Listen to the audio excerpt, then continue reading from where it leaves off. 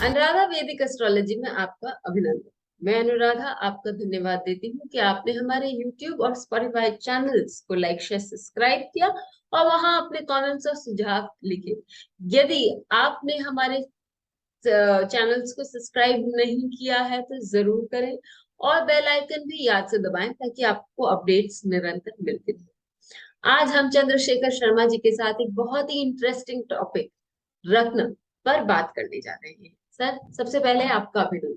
नमस्ते सर, रत्न के बारे में बहुत सारी भ्रांतियां हैं।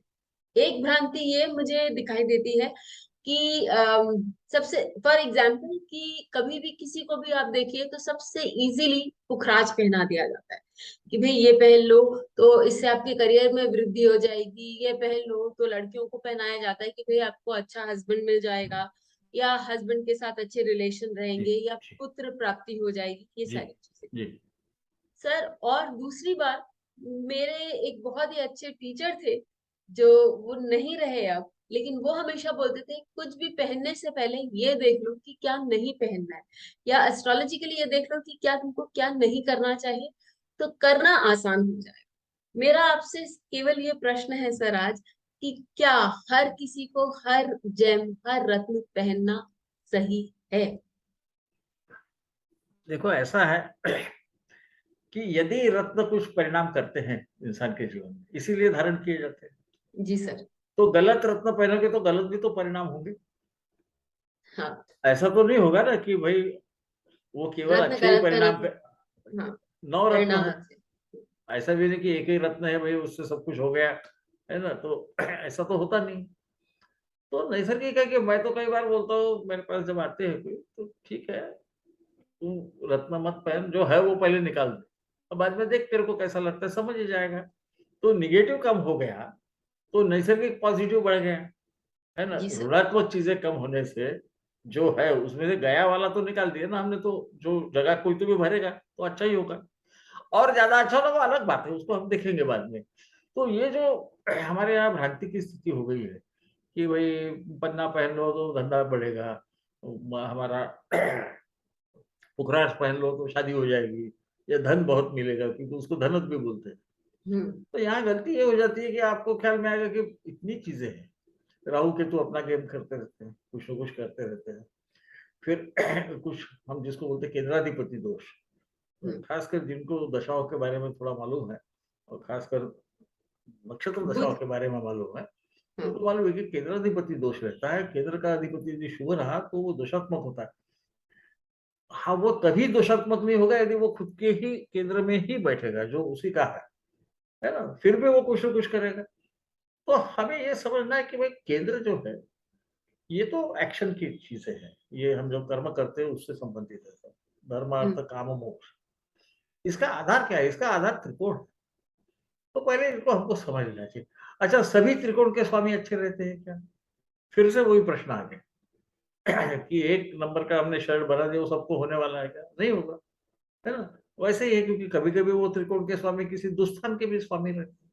हाँ। तो हमको इसको विचार सूर्य और चंद्र छोड़ के, त्रिकोणाधिपति जरूरी नहीं वो कभी षष्ठेश भी रहते हैं, कभी 11वें के हाँ। स्वामी हो जाते हैं। तो इसका विचार करें और हम करना क्या चाहते हैं। पहले मुझे आपको समझो, रत्न देना है, क्यों देना है? ये प्रश्न तो है ना। कोई तकलीफ नहीं है, जबरदस्ती दे देना है, उससे कोई होने वाला नहीं है ना?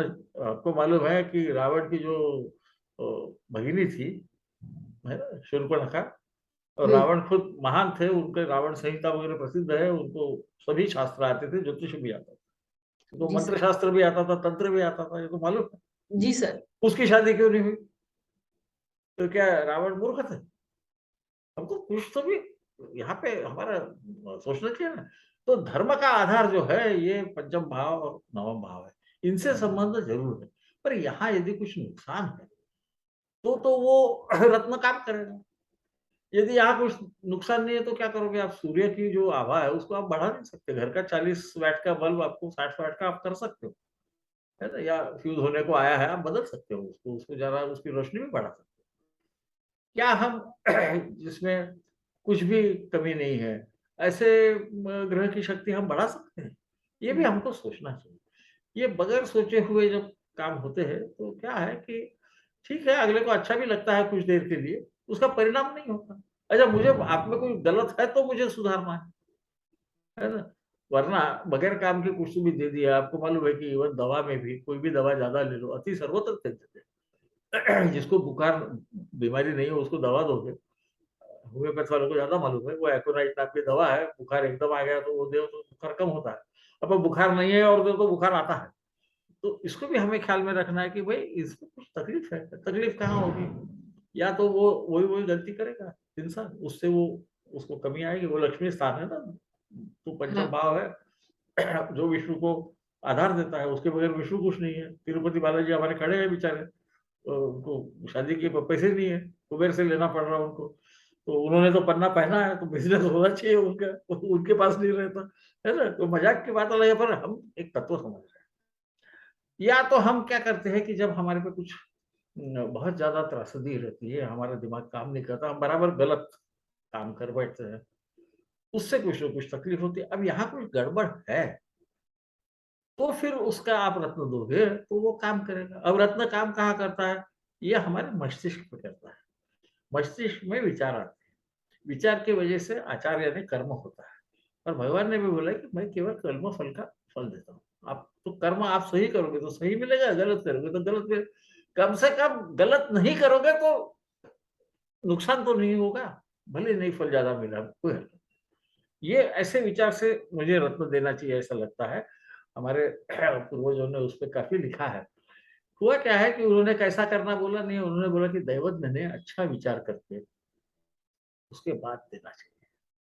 वो बोलते हैं कि वे राजाओं को शुभ फल देते हैं कुछ, तो बाकी लोगों को उनको भी फ़ायदा करते हैं, परंतु विचार करके ही देना चाहिए। बगैर विचार किए हुए रत्न देना नहीं चाहिए, है ना? जैसा हीरा है तो वो हीरा है क्या सदा के लिए, आजकल एडवर्टाइज़मेंट आती है टीवी पे। तो ऐसा कहा जाता है कि राजा के सर पे तो हीरा धारण करना अच्छा है, परंतु स्त्री ने अपने मांगल रेखा पे यानी मांग जिसको बोलते हैं उसमें नहीं भरना चाहिए और सर पे भी नहीं रखना चाहिए। नहीं तो उसको वैधव्य प्राप्त होता है ऐसा लिखा हुआ है। हम्म। हम जो हाँ, पर कहाँ पहनना नहीं, वो हाथ में वो कमर में पहन सकती है, वो नाक पे, उन्होंने स्पेसिफाई किया।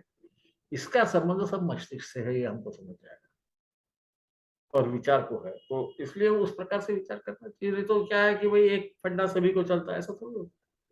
हर आदमी को अभी आजकल माँ-बाप क्या करते हैं, हमारे समाज दादा-दादी भी सबको बोलते हैं आईटी कर। अब उसको आता नहीं, उसको काहे को आईटी बताता है? वो हिस्टोरियन करके अच्छा होगा शायद, वो इतिहासकार बहुत बड़ा हो सकता है। वो अर्थशास्त्री हुआ तो रिजर्व बैंक का डिप्टी गवर्नर हो सकता है। तो तुम इसको काहे को डाल रहे हो वहाँ पे? ये ही जो तत्व है ये यहाँ पर भी लागू पड़ता है। सर, आपसे मैंने बहुत बार सुना है कि लोग, जैसे आजकल का जमाना है तो लोग बोल देते हैं कि भाई आप यदि ये नहीं पहन सकते, एमरल्ड नहीं पहन सकते, तो इसका ये हाँ, सब्स्टिट्यूट पहन, पेरिडॉट पहन लो। हाँ, पेरिडॉट पहन लीजिए, या आप यदि आप पुखराज नहीं पहन सकते तो टोपाज तो पास पहन पहन लो। लीजिए। बिल्कुल सही, बिल्कुल सर, सही। क्या ये काम करते हैं? आपने बहुत बार बोला है कि जो बोला है शास्त्रों में वही पहनना चाहिए। हाँ, क्या ये जो सेमी प्रेशियस या जो सब्स्टिट्यूट्स हैं ये काम करते हैं? ये काम इसलिए नहीं करते कि उनकी जो हम रासायनिक जो प्रक्रिया रहती है उसमें जो भी रसायन रहते हैं, जो धातु रहते हैं वो भिन्न रहते हैं। ये सब जो होता है ना ये हमारे मस्तिष्क को काम करता है। हम्म। तो रत्न पहनने के बाद में कुछ नहीं होता। आपका जो एक हमारे इलेक्ट्रिकल, हाँ, हमारा जो कंडक्शन। भेजा है उसके 2 भाग है ना, तो उसके एक भाग को वो ज़्यादा या तो बिजली देगा या कम देगा, इतना ही करता है। तो इससे हमारा बर्ताव बदलता है, बर्ताव बदलने से हमें कुछ न कुछ प्राप्ति होती है या नुकसान होता है। ये उसका मूल तत्व है। जैसा नीलम है, तो नीलम में लोह का प्रमाण ज़्यादा रहता है। हम्म। कोई नीली काँच भी आप पहन लोगे, बोलोगे हो जाएगा, तो होने वाला नहीं है। कई बार लोगों को ऐसा लगता है कि ये रंगों पे आधारित है, वो रंगों पे आधारित नहीं है, है ना? आपको मालूम है कि शनि का अधिकारी ही आयरन लोहे पे, पे लोहे पे लोहे है। पे, हाँ। शुक्र जो है ये शनि का खास मित्र है। हीरा जो है ये कोयले से ही बनता है, पहले समझ लेना। कोयले पे भी अधिकार शनि का है। हम्म। तो वहाँ कुछ तो भी है। वो क्या है तो उसमें ना जो विद्युत वहन शक्ति है वो हर ग्रह की हर रत्न की अलग-अलग है। हम्म। उनका जो कठिन होना है वो भी अलग-अलग है। सबसे कठिन जो है वो वज्र है। वज्र यानी हीरा। हम्म। उसके बाद में ये हमारे नीलम आदि ग्रह आते हैं। सबसे जो कच्चे हैं वो मोती है और हमारा मूंगा जिसको हम कहते हैं, प्रवाल कहते हैं, वो है। तो इनका संबंध आता है जो वातावरण में जो विद्युत चुम्बकीय शक्ति की वजह से जो विद्युत निर्माण होती है, वो चुंबकीय शक्ति से जो निर्माण होती है, वो हमारे मस्तिष्क पे काम करते हैं। वो अलग-अलग देखो, एक अच्छा आदमी भी एक आध बार बुरा काम कर जाता है। फिर हम क्या बोलते हैं ज्योतिषी, गोचर में ऐसा-ऐसा हुआ इसलिए हुआ, है ना? तो ये जो है ये इंडिकेटर्स है, ये भई उस वक़्त बिजली का कुछ अलग प्रमाण आ गया, इसलिए यहाँ गड़बड़ हो गई। ये अलग प्रमाण को वो हमारे पहले रेफ्रिजरेटर रहते थे ना, तो वो हम्म। देखो हम जब बच्चे थे तो वो उड़ जाते थे। बिजली जोरों में आ गई बोले वोल्टेज ज़्यादा हो गया वो उड़ गया। वोल्टेज फिर फ्लक्चुएशन की हम बात। यूपीएस लगाते थे, है हाँ। ना? हाँ, वो उसको वोल्टेज फ्लक्चुएशन को कंट्रोल करने वाला। तो ये वोल्टेज फ्लक्चुएशन को कंट्रोल करने वाला ऐसा समझो, पर हर एक का जो दिमाग का जो मीटर है ना, जो वोल्टेज है ना, वो अलग-अलग है। तो उस कारण उसका संबंध है। उन्होंने कृत्रिम रत्नों के बारे में भी बोला है। आप यदि इवन हमारी बृहत संहिता वगैरह पढ़ोगे, वहाँ बाकी भी सौगंधिक वगैरह बाकी रत्नों की भी बात की है। परंतु जहाँ उन्होंने ग्रहों से संबंध रखा है, वो इन्हीं नवरत्नों को रखा है। तो हमको ये समझना चाहिए कि थोड़ा शायद उनको हमारे से ज़्यादा मालूम था। तो हम हाँ, ऐसा है कि आपको मैं उसको बोलते हैं फिनॉल बार्बिचुरेट्स। तो दर्द हो रहा है तो फिनॉल बार्बिचुरेट्स देते हैं, है ना? तो दर्द कम हो जाता है। पर वो अच्छे आदमी को दो तो वो चर्सी-वर्सी हो नशे, जाता है। हाँ। हाँ, हाँ, चर्सी अरे एक्चुअली तो ड्रग एडिक्ट हो जाता है। तो इसलिए हर एक को एक ही चीज़ चलती है, इसकी जगह कुछ भी चलता है, ऐसा होता नहीं दुनिया में। तो अ, सर हम अपने आने वाले कोर्स में इन सब चीजों पर बात इन करेंगे। सब चीज़ में बात करोगे, मैं उसका रासायनिक तत्व क्या है वो भी समझाने की कोशिश करूँगा, वो क्यों होता है, हमारा मस्तिष्क ऐसा काम क्यों करता है? और ये कौन काम सा ग्रह कौन से लग्न। और ये कहाँ पे इसकी गड़बड़ है? और ये कौन-सी चीज़ हम इसकी सुधार सकते हैं? जी सर। कौन-सी चीज़ को हम बदल नहीं सकते? ये जो है ना कि हर चीज़ के लिए कुछ न कुछ उपाय है, तो हम हमारे माता-पिता नहीं बदल सकते। हम हमारा रंग-रूप नहीं बदल सकते। वो आप कुछ भी पहन लो उसमें, है ना? तो इसको हमको समझना चाहिए कि भई हम सब बदल देंगे, ऐसा नहीं होगा। हाँ, आपकी गलती करने का जो प्रमाण है उसको हम कम कर सकते हैं। गलती कर जिसके कारण भगवान कृष्ण भाग्य ने में बोला था कि मैं केवल कर्म के ही फल देता हूँ। उसको कर्म समझने बदल। का है, वो समझेगा और हर एक के हाथ में ब्रह्मास्त्र दिया नहीं जाता था। है हम्म। ना? अस्त्र भी तो पाशुपतास्त्र किसको हर एक को शिव जी नहीं देते थे। किसी को देखिए इसकी है हिम्मत, वो इसको नहीं तो इसको नुकसान कर देगा। भाई आपको बुध है जैसा आप बोल रहे थे ना, पन्ना या हम्म। हमारा गुरु है। ये शुभ ग्रह होने से केंद्र के अधिपति होंगे, ऐसे ही 2 शुभ तो हो जाए। हम्म। अच्छा, इनकी दोनों जो राशियाँ हैं ना वो एक-दूसरे से चौथी है। तो हम्म। कभी-कभी ये नवमाधिपति रहेंगे तो षष्ठेश भी रहेंगे या हम्म। द्वादशेश रहेंगे। हम्म। पंचमेश है तो अष्टमेश भी रह सकते हैं। तो इस हम्म। सबको ख्याल में रखें और वो जो हमारा चार्ट हम जिसको बोलते हैं या राशि चक्र मैं जिसको बोलना पसंद करता हूँ, कुंडली नहीं बोलता।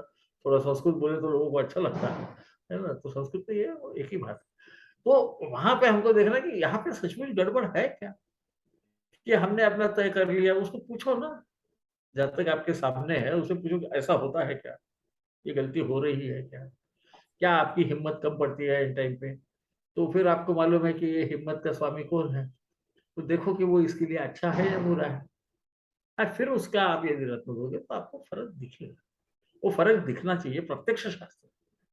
तो ऐसे में कुछ तो भी देने को तो क्या हज़ारों देते रहते हैं वो, ठीक है वो सस्ते रहते हैं, तो वो बड़े-बड़े दिखते हैं, अच्छे दिखते हैं। तो ऐसा नहीं कहा गया कि कितना उसका, उन्होंने बोला है कि इसका वज़न उसके साइज़ से ज़्यादा लगना चाहिए हाथ में या उसके साइज़ से वो हल्का लगना चाहिए। उसकी डेफ़िनेशन काफ़ी दी है मैंने उसमें कि महत्व की जो है उतनी देने की कोशिश की है कि वो बहुत ज़्यादा हो जाता है। उसका तत्व समझ लीजिए और हमारा मस्तिष्क कैसा काम करता है इसको जो समझ लें, तो फिर हम क्यों ऐसा करते हैं?